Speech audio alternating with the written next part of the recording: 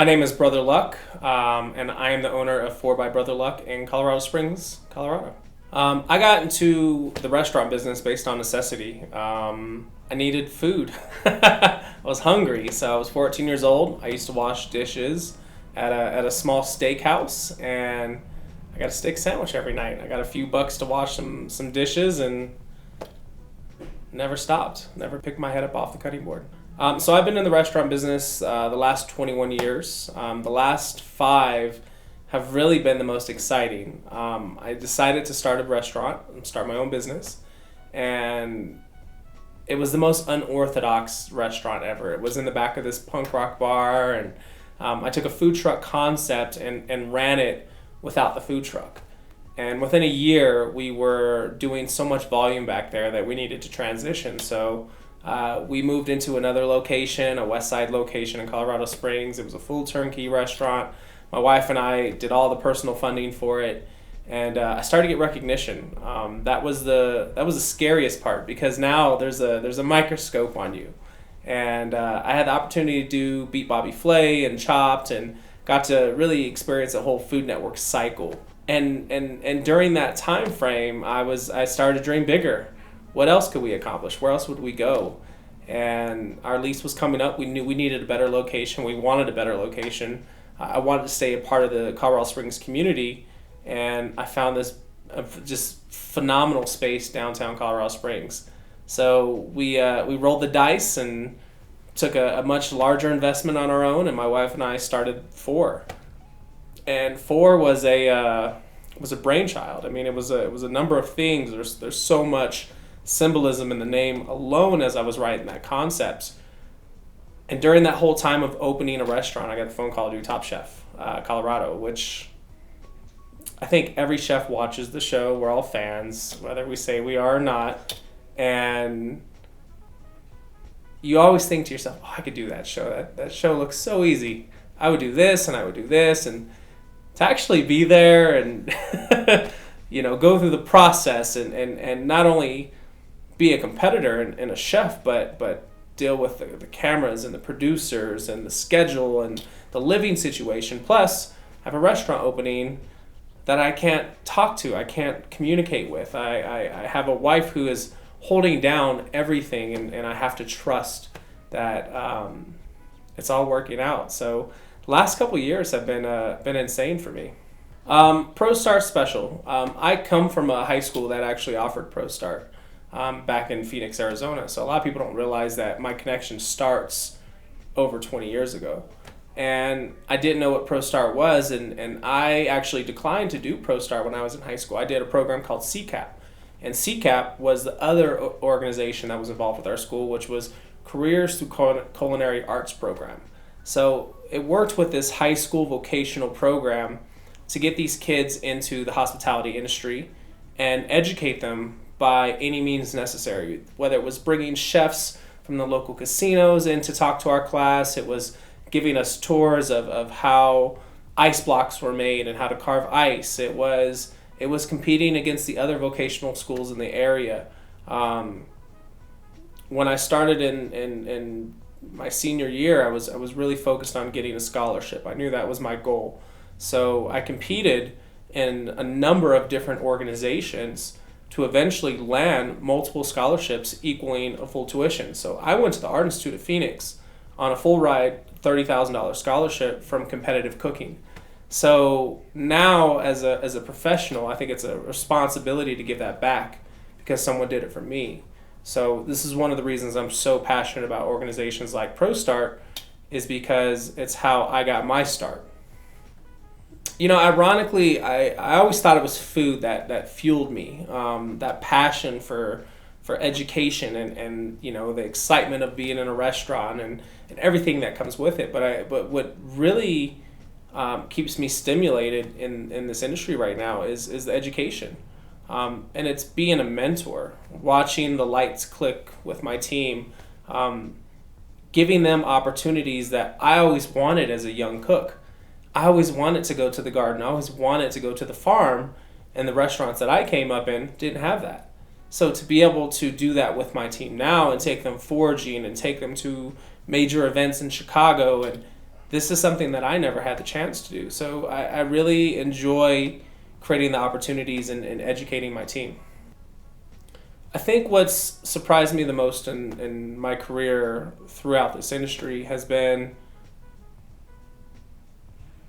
I set a goal for myself when I was 19 years old that I was going to be an executive chef in 20 years. That was my goal.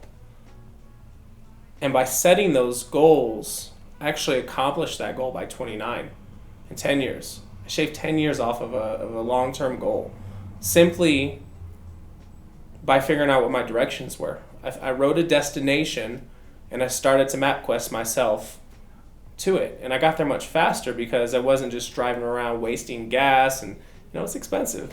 So to actually have directions and get there much faster in a more efficient way really taught me the importance of goal setting. So I write a lot of goals, short term and long term, and I ask my staff to do the same because I want them to realize that you can accomplish so much. Recently, my wife and I were having a discussion, and I said, I think I've accomplished all my career goals. And she goes, "That's the dumbest thing I've ever heard." Why would you say that? You need to think bigger. You need to set bigger goals. There's so much more for you to accomplish. And she was right. I needed to think bigger. I needed to, what else can I do? I've done this. So, I'm aspiring to do a lot more things right now, which is intimidating and scary, but exciting and challenging all at the same time. Well, I love what's happening in Colorado. It's one of the reasons that we actually came back. My wife and I are two of those young professionals in completely different career fields that lived here, had a career here for a number of years, and left to go to a bigger city. We left to go to Chicago. And her and I both realized that this is a special place. What's happening in this state is growth. It's unique. There's something drawing us back, and we came here and set up businesses. So to have the recognition and have a spotlight on the city right now, or on the state right now, is truly it's special. There's something here. The way I see the state progressing from an industry standpoint is, Denver's blown up, and every time I go into a new city, my first reaction is to look and see how many cranes are on the skyline. And when I come to Denver and I see 17, 18, 20, something's great here. And the beauty is we have room to expand and connect.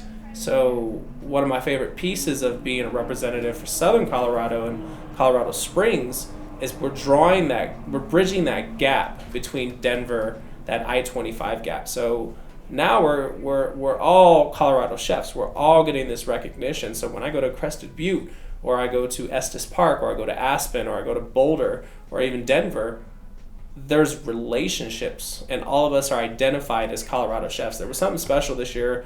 I got invited to cook for James Beard Awards, and to cook for all those nominees and all these phenomenal chefs that have accomplished so much in our industry. To be there when Alex Seidel won Best Chef Southwest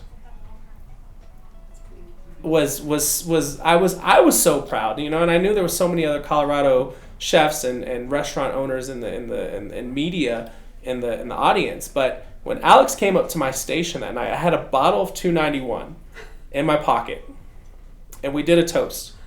And to celebrate his win with, my accomplishment of being there as a sponsored guest chef, and then to have the world's best rye whiskey from Colorado in my pocket, just that shows how amazing this state is right now. There's so much recognition in all of our industries.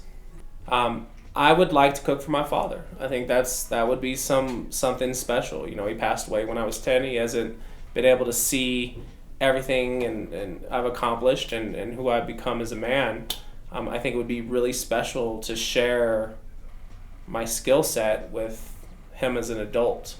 So yeah, I think that would be my dream guest. Cool. No, I'm so honored and excited to be a part of the Colorado restaurant scene, and and everything that comes with it. There's so many unique outlets that we are attracting, different industries that we're attracting.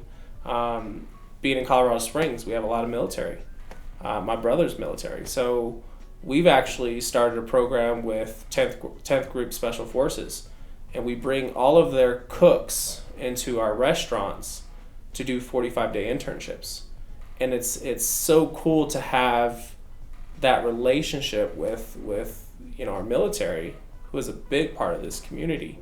How many more organizations can we find to get excited and to help push us all forward? And it becomes this massive force of chefs and restaurateurs and bartenders and mixologists and sommeliers and restaurant owners. It's really fun right now, so just excited to be a part of it.